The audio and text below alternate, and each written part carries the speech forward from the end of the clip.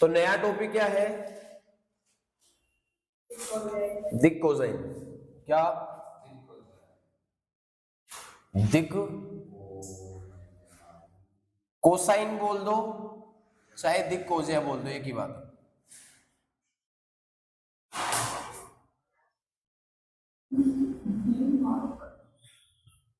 ठीक है, तो अपन देखने वाले हैं बेटा दिक कोसाइन या फिर दिक कोजिया। ठीक है, देखते हैं। वही अपन स्थिति सदिश वाली बात कर लेते हैं। देखो त्रिविम में अगर मैं मान लू ये y एक्सिस है, ये x एक्सिस है, और एक मैंने मान लिया क्या, ये z एक्सिस है। ठीक है, त्रिविम में बेटा हमेशा x एक्सिस के साथ जो कोण बनता है, कोई भी बिंदु मान लेते हैं, कोई भी जैसे अपने पंखे वाला एग्जांपल लिया था वही रखते हैं अपन, या फिर कोई नया बिंदु मान लेते हैं। मैंने बिंदु मान लिया क्या, कोई बिंदु P मान लिया मैंने। इसकी मूल बिंदु से इसका परिमाण क्या हो जाएगा, OP। क्या हो जाएगा, किसी भी सदिश का, अब ये OP सदिश हो गया, किसी भी सदिश का अक्ष अक्ष के साथ जो कोण बनता है उस कोण को अपन क्या बोलते हैं बेटा, अल्फा। क्या बोलते हैं, अल्फा। हमेशा किसी सदिश का अक्ष अक्ष के साथ जो कोण बनता है उसका नाम क्या रखा गया, अल्फा। कि नॉर्मली अपन ये देखा है कि सर बिंदु P और बिंदु O, इनके बीच की डिस्टेंस मतलब इनकी लंबाई क्या बन गया, इनका परिमाण। ठीक है, वही तो इसका परिमाण हुआ। किसी भी सदिश का मतलब अपना सदिश क्या है, OP सदिश, उस सदिश का अक्ष अक्ष के साथ जो कोण बनता है उस कोण का नाम क्या है, अल्फा। हमेशा हर स्थिति में उस कोण को किससे रिप्रेजेंट करा गया बेटा, अल्फा से रिप्रेजेंट करा गया। अब जैसे नॉर्मली बात करो, ये पंखा है अपना, इस कमरे के कॉर्नर को अपन ने क्या माना, मूल बिंदु। मूल बिंदु से एक अपन ने दीवार को माना क्या, अक्ष एक्सिस, दूसरी दीवार को क्या माना, और ये जो ऊपर की तरफ दीवार है उसको क्या बोला अपन ने, तीन कोने है कोने में। अच्छा, इस कोने से अगर मैं डायरेक्ट यहाँ पे एक लाइन से कनेक्ट करूं इसको, तो वही तो इसका परिमाण होगा। ठीक है, अच्छा परिमाण। अच्छा एक चीज बताओ, अक्ष एक्सिस सीधा यहाँ एक सरफेस ही अगर अज्यूम करेंगे, एक सरफेस बनेगी, मान लेते हैं कि ये वो मूल बिंदु है और कहीं ऊपर उठा हुआ मान लेते हैं इस जगह पे, इस लोकेशन, जैसे मान लो कि ये अपने मार्कर की केप है, ये केप क्या है आपका, पंखा है। तो इसकी अक्ष एक्सिस यानी कि ये, और जेड एक्सिस मतलब ऊपर की तरफ में एक ऐसे मेरा जैसा हाथ है वैसे एक सरफेस बनेगी। ठीक है, और वो सरफेस वहां कुछ ना कुछ एंगल तो ड्रॉ करेगी। अक्ष एक्सिस के साथ बनाए गए कोण को अपन क्या बोलेंगे, किसी भी सदिश का अक्ष एक्सिस के साथ बनाया गया कोण क्या है, अल्फा। और y एक्सिस के साथ बनाए गए कोण का नाम क्या है, बीटा। y एक्सिस के साथ बनाए गए कोण का नाम क्या बेटा, बीटा। और वैसे ही उसी किसी सदिश का जेड अक्ष के साथ जो कोण बनता है उसके कोण को क्या बोला गया बेटा, गामा बोला गया। क्या बोला गया है, गामा। मींस कि सर अक्ष एक्सिस का कोण क्या है, अल्फा, y एक्सिस का कोण क्या है, बीटा, और z एक्सिस का कोण क्या है, गामा। इन तीनों कोणों का कोसाइन का मतलब क्या होता है, कोसाइन का मतलब आपने यही सीखा है। कोसाइन मतलब, कोसाइन का शॉर्ट फॉर्म अपन ने पढ़ा ही, कि नॉर्मल सा नाम आज तक अपन क्या पढ़ते हैं, कोसाइन का मतलब क्या है, कोस। वही जो 10th में आपने ट्रिगोनोमेट्री पढ़ी है वही कोस। अच्छा देखो, कोस किसी भी एंगल का, अल्फा हो चाहे बीटा हो चाहे गामा हो, उनका कोस ले लेना ही क्या होता है बेटा, दिक्कोजिया होती है। क्या होती है, जैसे कि मैं बात करूं, अगर मैंने अक्ष अक्ष के साथ जो कोण बना उसका कोस ले लिया तो उसको अपन किससे रिप्रेजेंट करेंगे, कोस अल्फा। ठीक है, अगर मैंने y एक्सिस के कोण को ले लिया तो क्या बनेगा, कोस बीटा। मतलब केवल उस कोण के साथ अपन क्या कर रहे हैं, कोस का यूज कर रहे हैं, मतलब कोस की वैल्यू अपन रिप्रेजेंट कर लेंगे हर एक। ये एंगल के फॉर्म में है, थीटा के फॉर्म में है, अल्फा कोई ना कोई एंगल तो होगा इसकी जगह, है ना। कोस की वैल्यू टेबल के अकॉर्डिंग अपन ने 10th में देखा था, कोस अलग वैल्यूज रिप्रेजेंट करता है, साइन अलग वैल्यूज रिप्रेजेंट करता है। वो ट्राइंगल के शेप में जो भी होता है शेप से अपन अज्यूम करते हैं, वैल्यूज निकालते भी उसी से। और फिर बात आई किसकी, गामा की। इन तीनों का कोस ले लेना ही क्या कहलाता है बेटा, दिक्कोजिया कहलाता है, और कोई बड़ी बात नहीं है। अच्छा देखो, अक्ष एक्सिस के साथ जो कोण था उस कोण का कोस ले लेना, उसको अपन किससे रिप्रेजेंट करते हैं बेटा, एल से। कोस अल्फा को किससे रिप्रेजेंट करा जाता है, और y एक्सिस के कोण का कोसाइन लेने पे उसको रिप्रेजेंट करा जाता है किससे, m से। किससे, और z एक्सिस के कोण को कोस लेने पे क्या रिप्रेजेंट करते हैं उसको अपन, l। मतलब कोस अल्फा बराबर अपन लेते हैं क्या, l, कोस बीटा बराबर क्या लेते हैं m, और कोस गामा बराबर अपन क्या लिखेंगे हमेशा n। डायरेक्टली अपन रिप्रेजेंट इनको कर सकते हैं। अच्छा देखो, इसमें डायरेक्ट ये भी आएगा, वैल्यू निकालने की बात करते हैं सर कोस एल्फा, तो कोस एल्फा की जगह अपन कुछ ना कुछ वैल्यू पुट करेंगे, वो वैल्यू कैसे निकलेगी? एक काम करते हैं, किसी एक जने को अपन चूज कर लेते हैं, जैसे मैंने ले लिया पी को, ठीक है, पी बिंदु के हिसाब से मैंने केवल कोस एल्फा की वैल्यू निकाल लेता हूं मैं, उसके बाद धीरे धीरे धीरे अपन दोनों तीनों की निकाल लेंगे, कुछ ज्यादा बड़ी बातें नहीं। जैसे कि नॉर्मली अज्यूम करो, चलो मैं साइड में डायग्राम बना लेता हूं। अब अज्यूम करो कि सर जो पॉइंट था आपका, कौन सा पॉइंट? पी। जो आपका पॉइंट कौन सा है? पी। ये तो मूल बिंदु है, मूल बिंदु मतलब 0,0,0 और ये पी बिंदु है। अच्छा, अगर मैं, और तो देखो मैं 3D में तो नहीं बता पाऊंगा डायग्राम में, क्योंकि अपने पास डिजिटल तो है नहीं बोर्ड, नॉर्मल बोर्ड है अपना, तो इसमें ज्यादा तो नहीं बता पाऊंगा, बट हाँ एक्स एक्सिस का आप आराम से समझ जाओगे। अगर इस पॉइंट के लिए मैं क्या करूं, अगर यहाँ पे मैं परपेंडिकुलर लाइन ड्रॉ करूं यहाँ, तो क्या बनेगा? एक राइट एंगल ट्राइंगल बनेगा, समकोण त्रिभुज। ऐसा मान के चलो कि ऊपर उठा हुआ है, ये एक सरफेस आएगी यहाँ इस पॉइंट के लिए, जैसे वो केप वाला एग्जांपल अपन ने लिया था कि अगर ये केप कहीं हवा में है तो यहां से यहां तक तो लाइन चलो कनेक्टिव रहेगा, फिर ऊपर की तरफ उठती हुई एक सरफेस आएगी ट्रायंगुलर शेप में। जैसे इसके लिए समझ लो कि एक तो इस लाइन से सीधी लाइन वहां पे चलेगी, ठीक है, दूसरी इस लाइन से वहां तक, और तीसरी एक तिरछी लाइन वहां, एक सरफेस सी ड्रॉ होगी वहां पे। वो सरफेस कैसी होगी? ट्रायंगुलर शेप की सरफेस होगी, समझ पा रहे हो? तिरछी सरफेस होगी, है ना, एक उस पॉइंट से एक जितनी डिस्टेंस पे उतनी डिस्टेंस पे वहां से एक तिरछी सरफेस जाएगी, वहां तक कनेक्ट होती है, मतलब साइड से निकल के एक पतली सी सरफेस वहां तक जाएगी। उस सरफेस की बात क्या करो, वो सरफेस कैसी होगी बेटा? ट्रायंगुलर शेप में होगी। मान लेते हैं इस पॉइंट का नाम कुछ भी मान लो, जैसे P है तो यहां मान लो Q। अच्छा, एक्स एक्सिस के साथ बने हुए कोण का नाम क्या बताया था अपन ने? एल्फा। क्या बताया था? मैं बेटा कोस एल्फा का मान निकालना चाह रहा हूं। मैं किसका मान निकालना चाह रहा हूं? कोस एल्फा का। अच्छा एक चीज देखो, कोस एल्फा अपने 10th में पढ़ा था। कोस एल्फा क्या होता है? कोस थीटा बराबर क्या होता है? आधार बटा कर्ण होता है। तो इसके हिसाब से अगर ये एल्फा थीटा है अपना, तो इसके सामने वाली साइड क्या होगी? परपेंडिकुलर लंब। नीचे वाला क्या हो गया? और राइट एंगल के सामने वाला कर्ण। तो कोस एल्फा की वैल्यू यहां से क्या आनी चाहिए? फिर कोस एल्फा की वैल्यू में डायरेक्ट इसी के आगे लिख लेता हूं, सॉरी, कोस एल्फा ही तो एल है, एल ही तो कोस एल्फा है, मतलब मैं अगर कोस एल्फा की वैल्यू बता रहा हूं तो अपने आप किसकी वैल्यू निकल रही है? एल की। अच्छा, कोस एल्फा अपने हिसाब से क्या होना चाहिए सर? आधार बटा कर्ण, मतलब OQ बटा OP। क्या होना चाहिए बेटा? मैं इधर लिख लेता हूं, चलो साइड में कर लेता हूं। कोस एल्फा की वैल्यू क्या आनी चाहिए बेटा? कि सर इधर तो है आधार कितना? OQ, तो OQ सदिश बटा OP सदिश, ठीक है, यही आनी चाहिए। अच्छा एक बार एक साथ देखते हैं। मान लेते हैं इस बिंदु के निर्देशांक कुछ है, मान लेते हैं इस बिंदु के निर्देशांक कुछ ना कुछ निर्देशांक इसके हैं, तो मैं इस बिंदु के निर्देशांक मान लेता हूं कि अक्स कोमा वाई कोमा जेड। मैंने इसके निर्देशांक क्या मान लिए? अक्स कोमा वाई कोमा जेड। अच्छा बताओ, ओ से लेके क्यू तक की डिस्टेंस कितनी होनी चाहिए? इस पॉइंट के हिसाब से यहां से लेके यहां तक की डिस्टेंस कितनी? अक्स होगी, नॉर्मल बात है, क्योंकि सर अक्स एक्सिस पे जो लाइन है, जो भी यूनिट है वो कौन रिप्रेजेंट कर रहा है? उसके कोऑर्डिनेट, मींस ये यहां से लेकर यहां तक की डिस्टेंस क्या होगी बेटा? अपने लिए अक्स। अच्छा, ओ से लेके पी तक की डिस्टेंस, क्या ओपी इस रेखा, इस सदिश का परिमाण होगा? परिमाण होगा। और स्थिति सदिश में अपन ने क्या देखा है कि मूल बिंदु से किसी भी बिंदु के परिमाण को अपन किससे रिप्रेजेंट करते थे? आर से। किससे रिप्रेजेंट करते थे? स्मॉल आर से रिप्रेजेंट करते थे। किससे? मींस अगर वैल्यूज पुट करूं तो cos एल्फा की वैल्यू क्या आ गई बेटा? cos एल्फा की वैल्यूज क्या आ जाएगी? OQ मींस अक्स और अपॉन में r। क्या यही फॉर्मूला बनेगा? अच्छा, r अगर किसी भी बिंदु का निर्देशांक अपने को दे रखे हैं तो अपने को r मतलब परिमाण निकालने का अपने को। अच्छा, OP सदिश का मतलब OP का परिमाण ही हो गया वो, तो OP सदिश का मतलब उसका परिमाण ही तो हो गया, और OQ सदिश का मतलब भी उसका परिमाण ही हो गया, क्योंकि अपन ने लिखा क्या है? लंबाई तो लिखी है, परिमाण ही तो लिखा है। चलो, आर का मतलब क्या है बेटा? परिमाण का फॉर्मूला आपको पता है कितना? अक्स बटा अंडररूट में क्या बेटा? X square plus y square plus z square. तो आराम से आप कोस एल्फा की वैल्यू निकाल सकते हो। कैसे? कि सर अक्स एक्सिस के साथ उसकी डिस्टेंस क्या है, वो कोऑर्डिनेट आपको शो करेगा, और कोऑर्डिनेट शो करने के बाद नीचे डिवाइड किसका करते हैं अपन? परिमाण का। मेरे हिसाब से अगर आप कोस एल्फा को समझ पाए हो तो कोस बीटा को और कोस गामा को भी समझ पाओगे। कुछ नहीं करना सर, इतना तो समझ में आ रहा है, नीचे तो हमेशा परिमाण ही आएगा, नीचे तो हमेशा परिमाण ही आएगा।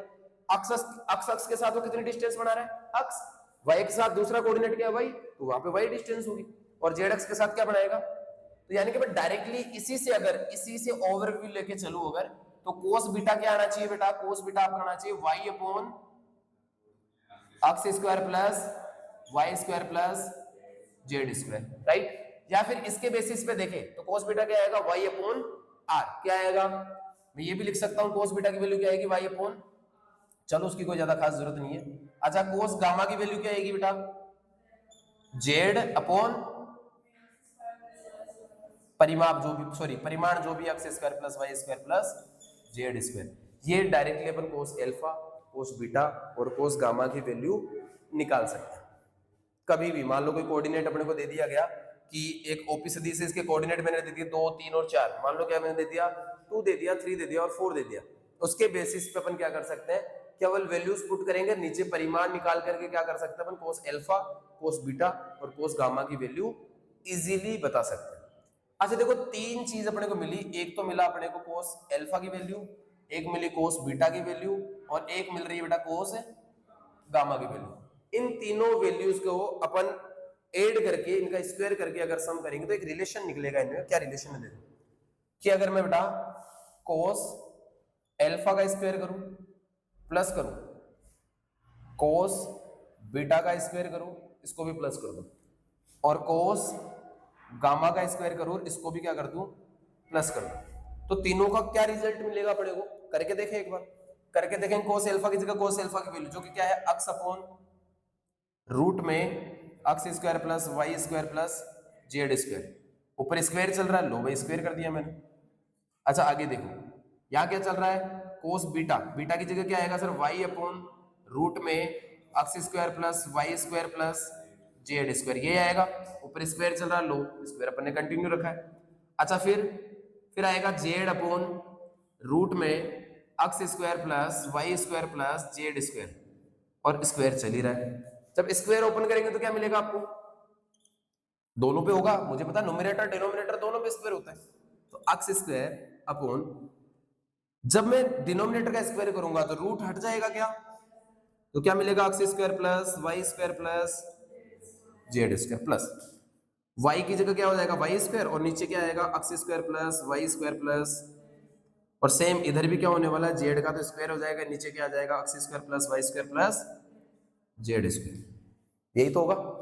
एलसीएम लेंगे, एलसीएम तीनों सेम है, मींस एलसीएम क्या आ जाएगा, यही पूरा एलसीएम आ जाएगा क्या, x square plus y square plus, इसको इसके डिवाइड करेंगे, डिवाइड करने पे कैंसिल आउट हो रहा, मतलब बचेगा क्या, ऊपर एक्स स्क्वायर ऊपर वाई स्क्वायर और ऊपर मींस जो भी आपका है न्यूमरेटर और डिनोमिनेटर दोनों क्या सेम है, मींस पूरा का पूरा कैंसिल आउट। तो आंसर क्या मिला कि इसका मतलब सीधा सीधा ये हो गया कि द्विक कोजाओं का वर्ग करके जोड़ने पे क्या मिलता है आपका आउटपुट 1। तो यहां से आप ये बोल सकते हो कि सर कोस एल्फा, कोस बीटा और कोस गामा तीनों का अलग अलग स्क्वायर करोगे तो क्या मिलेगा बेटा आउटपुट, कोस एल्फा को क्या बोला जाता है 1, सॉरी कोस एल्फा को क्या बोला जाता है L, कोस बीटा को और इसको N। तो अपन डायरेक्टली क्या लिख सकते हैं कि सर कि L square plus M square plus L तो लिख ही दिया ना मैंने, N स्क्वायर कितना आएगा बेटा, ये एक छोटा सा इंपॉर्टेंट सा रूल है और इसको अपन आगे कहीं काम में जरूर लेंगे, ठीक है, नॉर्मल बात है। तो ये छोटा सा दिक्को जाओ कंसेप्ट था। अच्छा डायरेक्टली अगर फॉर्मूला वाइज बोलो तो कोस एल्फा मतलब L की वैल्यू क्या आ गई, एक्स अपॉन R, अक्स क्या चीज है, अक्स क्या चीज है, बिंदु Q की डिस्टेंस है।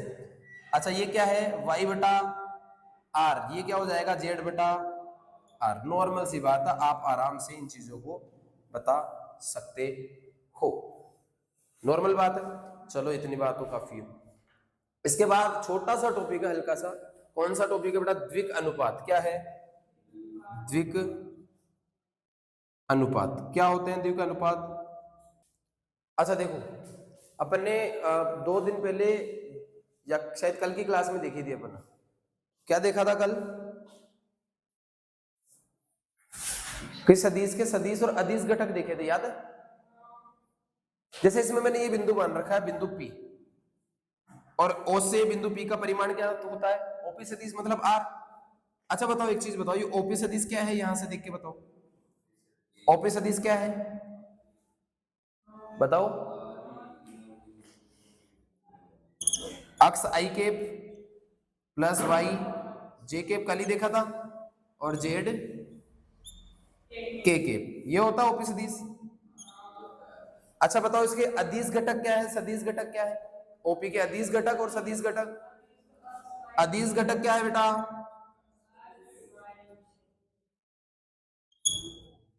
अक्स वाई और किसी सदिश के अदिश घटकों को ही क्या बोला जाता है, उसके दिक् अनुपात बोला जाता है। सीधा सीधा अपन ये समझ सकते हैं, मतलब दिक् अनुपात बताना है तो दिक् अनुपात अपन क्या बताएंगे, दिक् अनुपात क्या हो जाएंगे,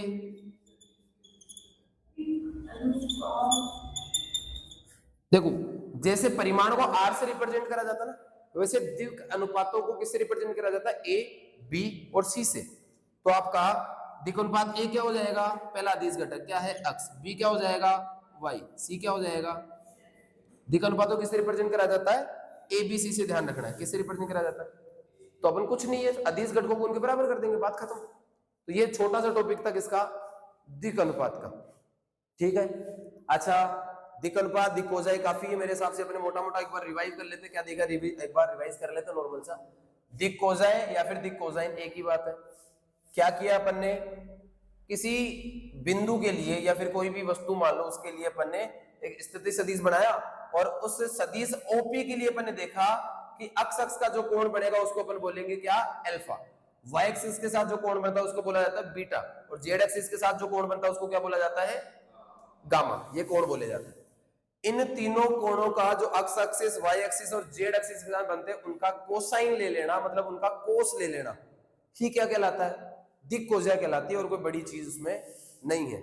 अच्छा सर कोस ले लेने का मतलब क्या है, कि sine cos tan cot sec cosec सभी की बात अपने देखी थी, 10th में देखा 11th में देखा है, उनमें एक फंक्शन क्या है कोसाइन, कोसाइन मतलब कोस, अपने छोटा क्या पढ़ा है कोस।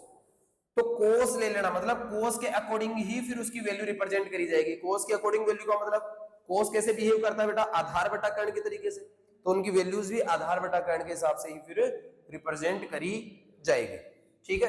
फिर अपन एक छोटा सा देखा सदिश के बारे में, वापस देखा अपन ने एक डायग्राम के तौर पे कोस अल्फा की वैल्यू अपन कैसे निकाल सकते हैं। तो अपने अज्यूम करके देखा कि अगर 3D में कोई भी वस्तु है, तो मूल बिंदु से उसकी दूरी और जितनी एक्स एक्सिस के हिसाब से उसकी दूरी है, वहां पे एक सरफेस बनेगी, तिरछी सरफेस जो नीचे से चौड़ी होगी, धीरे धीरे धीरे कहां के मिलेगी, पॉइंट पे। वो कैसी शेप होगी, एक राइट एंगल ट्राइंगल की शेप होगी। कैसी शेप होगी बेटा, एक समकोण त्रिभुज की शेप होगी, जो कि यहाँ हल्का सा मैंने रिप्रेजेंट करने की कोशिश करी है, और शायद स्पष्ट भी हो रहा है। यहां से दिख रहा है, अगर इस बिंदु को मैंने, ये बिंदु पी इसको क्यू मान लिया, तो यहां से यहाँ की दूरी क्या होगी, ओ क्यू सदिश, और ओ क्यू सदिश को मैंने मान लिया अक्ष एक्सिस पे दूरी है ना ये, तो इसका मान मैंने इसके निर्देशांक से ले लिया क्या, अक्ष। अच्छा ओपी सदिश क्या हो जाएगा, परिमाण हो जाएगा। तो परिमाण के लिए मैंने क्या करा, यहाँ पे वैल्यू रिप्रेजेंट करी कि सर कोस अल्फा को अपन लिख सकते हैं क्या, ओक्यू सदिश का परिमाण, और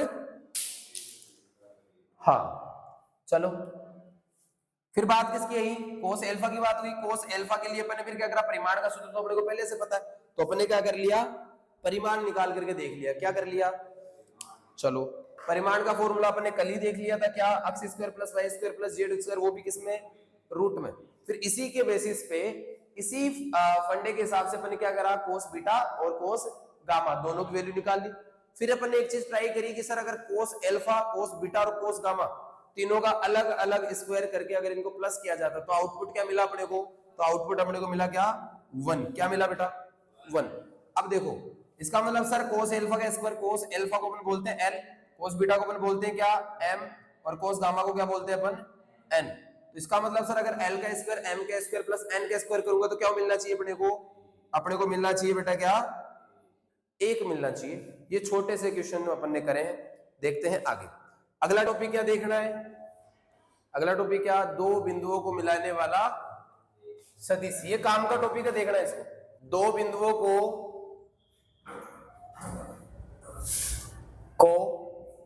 मिलाने वाला सदिश, मतलब मान लो किसी दो बिंदु मान लेते त्रिविम में, ठीक है। मैं कोई भी दो बिंदु नाम सजेस्ट करो, मानते हैं भाई, मान लेते पी और क्यू। मान लिए दो बिंदु है, ठीक है। अब इन दो बिंदुओं को मिलाने वाला सदिश कौन सा हुआ, कि इस बिंदु को इससे मिलाने वाला सदिश मतलब पी क्यू सदिश। कौन सदिश हुआ, इन दोनों बिंदुओं को मिलाने वाले सदिश का नाम पी क्यू सदिश। सही बात है। और अपने को इस पी क्यू सदिश का मान निकालना है, या इसके लिए एक फॉर्मूला तैयार करना है कि ये क्या होगा। अच्छा बताओ क्या कर सकते हैं। मान लेते कि पी क्यू सदिश अपने लिखा मतलब पी से क्यू की तरफ, तो क्या हो गया इस तरफ, ठीक है। अच्छा इन दोनों को मूल बिंदु से मिलाओ, त्रिभुज जैसा नहीं लग रहा, त्रिभुज जैसा नहीं लग रहा। तो क्या त्रिभुज नियम से क्या होगा, त्रिभुज नियम से बताओ कि मान लेते हैं कि देखो ये हो गया ओपी सदिश, ठीक है। इसको ले दिया मैंने नाम क्या ओपी, क्योंकि ओ को पी से मिला रहा है ओपी सदिश, और इसका नाम क्या दे दिया, आप देखो त्रिभुज नियम यूज आ रहा है, तो तीसरा कौन सा जाएगा, इस डायरेक्शन में जाएगा, मतलब ओ क्यू सदिश। ये क्या हो गया ओ क्यू सदिश, क्या हो गया ओ क्यू सदिश। और ये कौन सा सदिश है, पी क्यू सदिश। अपने को कौन सा सदिश निकालना है, पी क्यू सदिश निकालना है। छोड़ो अपने कौन सदिश, पी क्यू सदिश। लेकिन हमें इतना पता है कि सर ये ओ से पी की तरफ जा रहा है, त्रिभुज नियम क्या बोलता है, ओ से पी फिर पी से क्यू, तो इन दोनों का योग कैसे निकलेगा, इसके बराबर निकलेगा। सही बात है ना। मेंस में ये बोल सकता हूं सर ओपी सदिश प्लस पी क्यू सदिश किसके बराबर आएगा, इस पूरे के बराबर, क्योंकि इन दोनों के योग को कौन रिप्रेजेंट करेगा, ये तो निकलेगा। कल अपन ने देखा था इसको ए सदिश बोला था, इसको बी सदिश बोला था, तो इन दोनों का योग कौन रिप्रेजेंट कर रहा था, ये वाला, मतलब ए प्लस बी ये रिप्रेजेंट कर रहा था। मतलब कौन बेटा, ओ क्यू सदिश उसका सम रिप्रेजेंट करेगा त्रिभुज नियम के हिसाब से। त्रिभुजों सदिशों का त्रिभुज नियम देखा ना योगफल का अपन ने। अपने को क्या निकालना है, पी क्यू, तो ओपीयू क्या करना पड़ेगा, तो सर पी क्यू सदिश बराबर क्या हो गया ओ क्यू सदिश और माइनस ओपी सदिश मैंने मान लिया। नॉर्मल चीज है, कई क्वेश्चन आएंगे बीच में, जैसे कि त्रिभुज के शीर्षों के लिए अपने को पूछेगा, तब ये कंसेप्ट थोड़ा याद में रखना। और भी हो सकता है ऊपर भी वो त्रिभुज बने, तीन बिंदुओं की बात करें और उनसे त्रिभुज बनाने की बात करें, कि अगर बोल दे कि तीन बिंदु पी क्यू आर, एक और बिंदु बोल दे और बोला जाए बताओ वो त्रिभुज की शीर्ष है कि नहीं है, तब अपने को पहले इस बिंदु से निकालना पड़ेगा। देखो पी क्यू इस सदिश के लिए क्या हो गया, पी क्यू सदिश क्या निकला, दो दोनों का माइनस। वैसे आगे कुछ और बनेगा तो उसका भी अपने को माइनस करना पड़ेगा। ये क्या है, दो बिंदुओं को मिलाने वाला सदिश कैसे निकलेगा, इस तरीके से निकलेगा। चलो नॉर्मल बात है, वैसे तो ज्यादा बड़ा काम अपन ने नहीं किया है। अच्छा इन बिंदुओं के कुछ ना कुछ निर्देशांक अपन मान लेते हैं, दोनों बिंदुओं के मान लेते हैं कि पी के भी कुछ निर्देशांक मैंने मान लिए, क्यू के भी मैंने कुछ निर्देशांक मान लिए, ठीक है। चलो क्या निर्देशांक बने, और फिर यहाँ वैल्यूज रख के देखो क्या आएगा। इसका निर्देशांक मैंने मान लिए x1 y1 और z1, ठीक है। इसके निर्देशांक मैंने क्या मान लिए x2 y2 और z2। अपने को क्या ज्ञात करना है, पी क्यू सदिश। पी बिंदु के निर्देशांक है, क्यू बिंदु के निर्देशांक है। अच्छा क्या दिया हुआ है, ओ क्यू सदिश। ओ क्यू सदिश का मतलब ओ से क्यू का सदिश, तो ओ क्यू सदिश अपने हिसाब से क्या हो जाएगा, x2 i के y2 और z2 k के। तो अपन लिख देंगे क्या, इसकी जगह क्या लिख देंगे सर अपन, x2 i के प्लस y2 j के प्लस z2 k के। यहां z2 आएगा बेटा, ओके ना, z2 k के माइनस क्या करना है, ओपी सदिश। ओपी सदिश मतलब ओ से पी तक का सदिश। ओपी सदिश क्या होगा, x1 i के plus x2 sorry y1 j के प्लस z1 k के, यही होगा क्या। अच्छा हमें पता जब दो सदिशों को माइनस या प्लस किया जाता तो i वाले i से माइनस होते हैं, z वाले z से, और देखते हैं तो इसका क्या हो जाएगा बेटा, x2 माइनस x1 i के, सही बात है क्या, और प्लस क्या हो जाएगा y2 माइनस y1 j के plus z2 minus z1 k के। ये क्या निकल गया बेटा, PQ सदिश। क्या निकल गया, PQ सदिश। मतलब आपको अगर दो बिंदुओं को मिलाने वाला सदिश निकालना है तो आपको क्या करना है, इस बिंदु देखो PQ, P से Q की तरफ जा रहे हैं, तो PQ सदिश निकालने के लिए आपको Q वालों में से उल्टा P से Q की तरफ जा रहे हैं ना, तो Q वालों में से P वाले माइनस करने पड़ेंगे। देखो x2 माइनस x1 i के, y2 minus y1, z2 minus, मान लो दो बिंदु दे दिए, P बिंदु दे दिया आपको, मान लेते हैं कि P बिंदु आपको 2 4 6 दे दिया, और ये दे दिया 3 6 9 दे दिया। ये दो बिंदुओं को मिलाने वाला सदिश है, और आपको बोल दिया कि इन दो बिंदुओं को मिलाने वाले सदिश का आपको रूप बताना है। तो आप कैसे निकालोगे कि मुझे पता सर इसमें से ये माइनस होगा, अक्स वाले में से अक्स वाला माइनस कर देंगे। पी क्यू की तरफ निकालना है तो क्यू में से पी घटाया जाएगा, क्यू पी निकालना होता है तो पी में से, मतलब जो पहले आता है उसको घटाया जाता है, जो बाद में आता है उसमें से घटाया जाता है, नॉर्मल बात है। मींस 3 माइनस 2 आई के प्लस 6 माइनस बोलो 4 जे के प्लस 9 माइनस 6 के। तो क्या निकल गया सदिश बेटा, आई के प्लस 2 जे के प्लस 3 के। नॉर्मली आप दो बिंदुओं को मिलाने वाला सदिश आराम से निकाल सकते हो, कोई बड़ी बात नहीं। वापस से देखते हैं एक बार इसके लिए क्या किया हुआ है कि सर दो बिंदु ले लिए, और इन दो बिंदुओं को मिलाने वाला जो सदिश है, मतलब पी क्यू सदिश आपको निकालना है। उसके लिए अपने किसका यूज लिया बेटा, त्रिभुजों का योगफल का नियम लिया। अपने देखा सर मूल बिंदु से ये ओपी सदिश, ओपी सदिश को कैसे निरूपित करेंगे अपन, ओपी सदिश कैसे निरूपित होगा, अक्स आई के, x1 i के, y1 j के और z1 k के। फिर इधर देखा अपन ने OQ सदिश, OQ सदिश के Q के जो निर्देशांक है उसी से निरूपित करा जाएगा उसको, मतलब x2 i के और y2 j के प्लस z2 k के। अपने इसको क्या करते हैं, रिप्रेजेंट कर दिया। अच्छा, वैल्यूज अपने त्रिभुज नियम से अपन ये निकाला, इसमें OQ की जगह OQ वैल्यू, PQ की जगह PQ की वैल्यू माइनस करना पड़ेगा आता है। और यहाँ से पता लगा कि सर अगर आपको दो बिंदुओं के मिलाने वाला सदिश निकालना है तो क्या फॉर्मूला है, ये डायरेक्ट फॉर्मूला हो गया। छोटा सा एक एग्जांपल अपने देख लिया है, नॉर्मल बात है। चलो बाकी एक खंड सूत्र है जो कि अपन कल की क्लास में करेंगे, आज अपन एक्सरसाइज 10.2 कर लेते हैं एक बार, ठीक है। इसको उतारो, ठीक है। प्रश्नावली 10.2 के क्वेश्चंस कर लेते हैं। पहला क्वेश्चन क्या है, सदिश का परिमाण परिकलन करे, मतलब अपने को क्या करना है, परिमाण परिकलन करना है। परिमाण के लिए अपन ने फॉर्मूला देख ही रखा है। जैसे पहला सदिश है क्या है, ए सदिश कितना बेटा, आई के प्लस जे के प्लस के। फॉर्मूला क्या होता है कि सर आई के साथ जो भी गुणांक है, मतलब उसके साथ जो भी संख्यात्मक रूप में है उसका स्क्वायर, प्लस जो भी जे के साथ है उसका स्क्वायर, प्लस के साथ जो भी उसका स्क्वायर, और इन तीनों का अंडररूट। तो ए सदिश का परिमाण क्या हो जाएगा बेटा कि रूट में आई के साथ है 1 तो 1 का स्क्वायर, प्लस जे के साथ 1 का स्क्वायर, जेड के साथ भी 1 तो 1 का, अच्छा तीनों का मुझे पता क्या हो जाएगा 1 प्लस 1 प्लस मीन्स क्या निकल के आया √3। तो आराम से इसका परिमाण अपन परिकलन कर सकते हैं। अगला सेम वही बी सदिश का परिमाण क्या हो जाएगा कि सर 2 का स्क्वायर माइनस 7 का स्क्वायर और माइनस 3 का स्क्वायर, ठीक है। 2 का स्क्वायर 4, 7 का स्क्वायर कितना होता है 49 और 3 का स्क्वायर 9। तेरा बस चले तो बेटा पता नहीं तो कितना बताए, चलो प्लस करो तीनों को, कितना हो जाएगा, अच्छा 49 प्लस 9 कितना हो गया 58, 58 प्लस 4 62। तो ये इसका परिमाण हो गया। ओके, इसका परिमाण घर से निकालना, बाकी मैं निकाल देता हूँ, रहने देता हूँ, तुम्हारे भरोसे नहीं छोड़ सकता मैं चीजों को। क्या हो जाएगा देखो √3 1/9, वेरी गुड बेटा। √3 है तो स्क्वायर की वजह से क्या होगा, रूट हट जाएगा, मतलब 1/3 प्लस 1/3 प्लस 1/, एलसीएम क्या आ जाएगा इन तीनों का 3।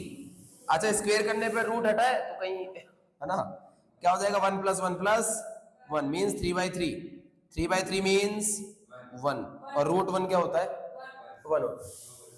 सेकंड क्वेश्चन क्या है, समान परिमाण वाले दो विभिन्न सदिश लिखिए, मतलब आपको दो सदिश से लिखने जो जिनका परिमाण समान हो। अब ऐसे सदिश बहुत सारे हो सकते हैं, जैसे एक छोटा सा एग्जांपल, हालांकि जरूरत नहीं एग्जांपल के, ऐसे अनंत सदिश अपने पास है, जितने चाहे अपन उतने एग्जांपल इसके दे सकते हैं। तो वैसे तो आपका होमवर्क मान लो इसको 2 4 5 सदिश आप लिख के लाना, एक मैं लिख देता हूँ कोई सा भी मान लो, जैसे मैंने ए सदिश बोल दिया, कुछ भी आई के प्लस जे के, सबसे सिंपल सा लिख दिया प्लस के, और बी सदिश हल्का सा डिफरेंट कर देता है अपन दोनों में, आई के माइनस का कर देते हैं जे के, और माइनस का कर देते हैं मुझे पता है दोनों का जब परिमाण निकाला जाएगा तो इसका 1 + 1 + 1 तीनों का स्क्वायर 3 होगा, मतलब सेम ये आउटपुट आएगा √3। ठीक है, ये आउटपुट आएगा। वैसे इसका भी माइनस तो हो जाएगा इसका प्लस, आउटपुट वही आएगा कितना, परिमाण दोनों का √3 ही आने वाला है। ऐसे कई एग्जांपल्स है, आप सेम कोफिशिएंट कर सकते हो, सबकी सिंबल चेंज कर देना बस, कई एग्जांपल हो सकते हैं। अच्छा अगला आप करना क्या है, समान दिशा वाले विभिन्न सदिश लिखना, बताना 5 सदिश कोई से अपने हिसाब से छोटे मोटे कुछ भी लिख के लाके, ठीक है, कल जरूर दिखाना। अगला देख लो, ये भी नॉर्मल है, समान सदिश कल देखा था, वैसे तो होमवर्क का है, कर सकते हो घर से आराम से, फिर भी छोटा सा है तो ये कैलकुलेशन हल्की सी कर देते हैं इसमें। तो क्या होगा अगर दो सदिश समान है, मान लो कि ये सदिश है ए, मान लिया अपन ने, मान लिया वो सदिश क्या है बी, मैंने अपने हिसाब से मान लिया कि माना ए सदिश किसको माना 2ik + 3jk, और बी सदिश किसको माना दूसरे वाले को अक्स ik + 3, ठीक है, सॉरी 3 नहीं है क्या, वाई है। और आपको दिया हुआ है, क्या दिया है, आपको दिया ये है कि आपका ए सदिश बराबर है किसके, ए सदिश बी सदिश के बराबर है, मतलब आई केप वाला आई केप के बराबर कर देंगे, जे केप वाला जे केप के। अतः अक्स और वाई की वैल्यू क्या आ जाएगी, अक्स की वैल्यू आ गई बेटा 2 और वाई की वैल्यू क्या आ गई, कंपैरिजन करने पे बड़ा नॉर्मल सा क्वेश्चन था ये। अभी अपन ने देखा है, जब दो बिंदु दिए हो और दोनों बिंदुओं का सदिश निकालना हो, क्या बोला गया है, एक सदिश इसका प्रारंभ बिंदु दिया है, मतलब कोई बिंदु दिया है, और एक अंतिम बिंदु दिया है, और इन दोनों के सदिश के अदिश घटक और सदिश घटक निकालने। सदिश के अदिश घटक और सदिश घटक, जब तक सदिश नहीं निकलेगा तब तक उसके अदिश और सदिश घटक कहां से निकालोगे, तो पहले क्या निकालेंगे इनके, पहले इनका सदिश निकालेंगे। तो जैसे अपने यहाँ प्रारंभ बिंदु कौन था P और अंतिम बिंदु कौन था Q, तो अपने देखा था बेटा जो अंतिम बिंदु होता है P से Q की तरफ चल रहे हैं, तो Q वाले निर्देशांकों में से P वाले निर्देशांक अपने माइनस कर दे, देखो अक्ष 2 - अक्ष 1, अक्ष 2 माइनस, ठीक है ना। तो मतलब इसमें प्रारंभ बिंदु कौन है 2, तो अंतिम बिंदु कौन है ये, तो मतलब ये जो प्रारंभिक होता है वो तो माइनस किए जाते हैं और जो अंतिम होता है उसमें से माइनस किया जाता है, अपन ये देखा था। मींस यहाँ पे क्या निकल के आएगा, अगर मैं सदिश की बात करूं तो सदिश क्या निकल के आएगा बेटा, ये पहला मान किसका होता है अक्ष का, दूसरा किसका होता है, तीसरा मान है नहीं, मतलब जेड अपने पास है नहीं, सीधी सी बात। तो अपन ये लिख सकते हैं कि अगर मैं बात करूं अक्ष की जगह बेटा -5 में से क्या घटाया जाएगा 2, और अक्ष की दिशा में क्या होता है आई केप होता है, चलो प्लस, इधर देखो क्या निकल के आएगा कि सर 7 में से माइनस करेंगे अपन किसको 1 को, और y की दिशा में जे केप, माइनस करोगे तो आ गया माइनस का 7 आई केप और प्लस में 6 जे केप। तो बताओ अदिश घटक क्या हो गए, अदिश घटक हो गए 7 माइनस का और 6, और सदिश घटक क्या हो गए, सदिश घटक सर 7 लिख लेंगे, मतलब माइनस का 7 आई केप और 6 जे केप। नॉर्मल सा क्वेश्चन था। ऐसे सारे ही क्वेश्चन अपन ने मैटर कर लिया है, आराम से अपन लगभग 90% क्वेश्चन 10.2 के कर सकते हैं इजीली। एक वो रह गया, केवल खंड सूत्र रह गए अपने, एक उनको और कर लेंगे कल, बाकी एक्सरसाइज कंप्लीट है, देख लो एक बार, इसको उतार लो और बाकी करेंगे।